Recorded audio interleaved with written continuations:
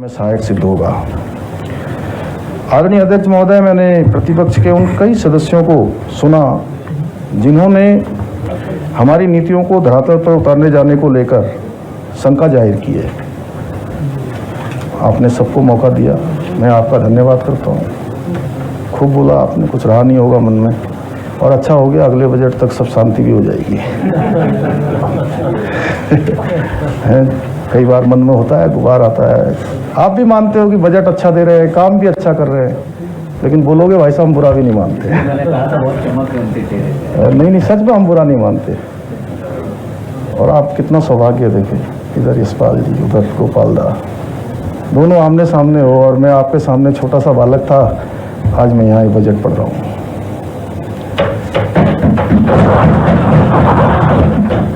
परंतु मैं अपने सम्मानित सदन को ये बताना चाहता हूँ कि हमारी सरकार जो भी घोषणाएं जनता के समक्ष करती हैं, उन्हें धरातल पर उतारने का गंभीर प्रयास भी करती है।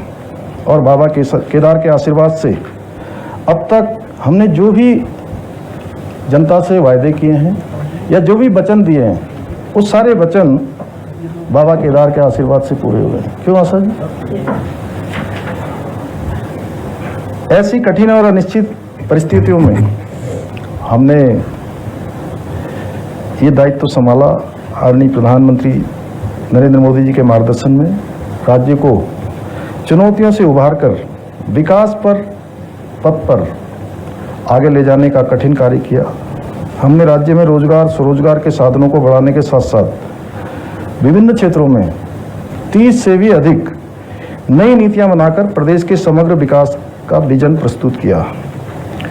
इन्हीं प्रयासों का परिणाम है कि आज हमारा राज्य अनेक क्षेत्रों में देश का अग्रणी राज्य बनकर उभर रहा है। यह हम सभी के लिए गर्व की बात है कि हम सब उत्तराखंड वासी हैं।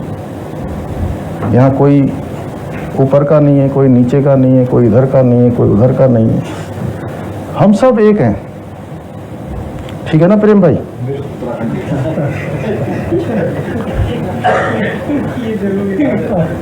हम सब एक हैं।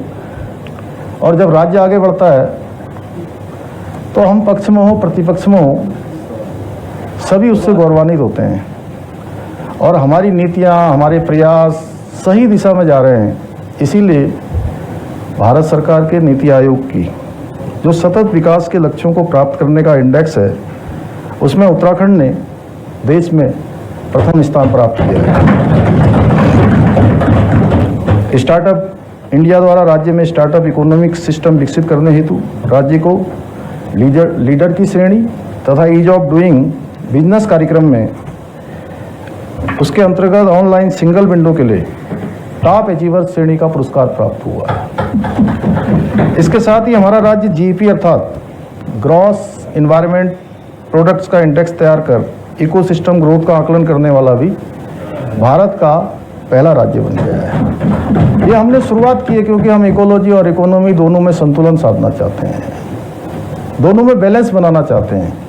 हमको इकोलॉजी की भी आवश्यकता है, जो हम देश दुनिया को उससे लाभ दे रहे हैं, वहीं हमें राज्य के विकास को भी आगे बढ़ाना है, इकोनॉमी की भी आवश्यकता है। इसलिए दोनों में संतुलन रहे।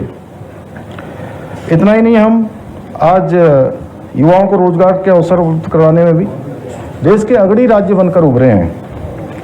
इसका प्रमाण है कि हम राज्य की बेरोजगारी दर में 4.4% की कमी लाने में हमें सफलता प्राप्त हुई है। यह हमारे लिए प्रसन्नता की बात है कि हमारे प्रदेश की बेरोजगारी दर राष्ट्रीय औसत से भी बेहतर है। हमारी सरकार द्वारा किए गए सतत आर्थिक सुधारों का परिणाम है कि 2023-24 की तुलना में इस वर्ष राज्य के घरेलू घरेलू उत्पाद जीएसडीपी में 13.14% की लगभग वृद्धि दर्ज हुई है। इतना ही नहीं, प्रति व्यक्ति आय में हमने 11.33% की वृद्धि दर्ज कर राष्ट्रीय औसत को भी पीछे छोड़ा है। अब हमारे प्रदेश की प्रति व्यक्ति आय राष्ट्रीय औसत से करीब 35% अधिक है। भाई साहब यशपाल जी, इस पर तो आप भी ताली बजा दीजिए। चलिए, हंस गए आप, यही हमारे लिए ताली है। अध्यक्ष महोदय, लेकिन हमारे काम उन लोगों को बिल्कुल समझ में नहीं आएंगे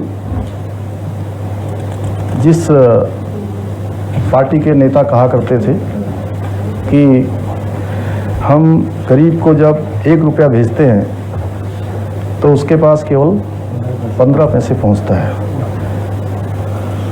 क्यों मैं सब सही कह रहा हूँ? ये तो माने सार्वजनिक स्टेटमेंट है और लिखित है। मैं ऐसे लोगों को कहना चाहता हूँ कि ये मोदी जी का नया भारत है, जहाँ हम गरीबों के लिए 1 रुपया भेजते हैं और उसमें से 1 पैसा भी कम नहीं होता है, 1 रुपया ही उसकी जेब में जाता है। मैं आजकल देख रहा हूँ कि भ्रष्टाचार की जननी और उनके स्वनाम धन्य नेता बार बार इस सदन में, चाहे यहाँ सदन लगे, चाहे वहाँ लगे, चाहे इधर लगे, चाहे यहाँ लगे, एक बात बार बार करते हैं कि भ्रष्टाचार बहुत हो रहा है। बहुत परेशान रहते हैं और कुछ लोग ज़्यादा ही परेशान रहते हैं, जो अपने ज़माने में अपने घरों से बैठकर शराबों की दुकानों के ठेके बांटा करते थे या खनन पट्टों की बंदरबाट करते थे और डीएफओ पर गोली चलती थी, कहीं डंपर चढ़ जाया करता था। ये सब उस समय बहुत होता था। इतना ही नहीं, कुछ ऐसे महान नेता भी हैं जिन्होंने नियम 58 को सहारा लेकर एक और बड़ा सा कागजों का पुलिंदा बना दिया। थोड़ा तू ले ले भाई, थोड़ा तू ले ले, थोड़ा तू ले ले, और सबको थोड़ा थोड़ा बांटकर और पूरे सदन का 2.5-3 घंटे, कल भी वही, मैं रिकॉर्ड देखता हूँ जी, कल भी वही था, परसों भी वही था, हर दिन उसी पर चर्चा होती और होता बार बार वही है, रिपीटेशन। अच्छी बात है जी। अरे भैया, खनन के पट्टे बांटते हुए वीडियो में तुम दिखते हो, अपने ज़माने में डीएम एसएसपी के ट्रांसफरों के लिए रेट तुम तय करते हो, आबकारी विभाग, खनन विभाग जैसे विभागों को घाटे में डालने का काम तुम करो, और यहाँ नियम 58 का सहारा लेकर गालियाँ दो हमें।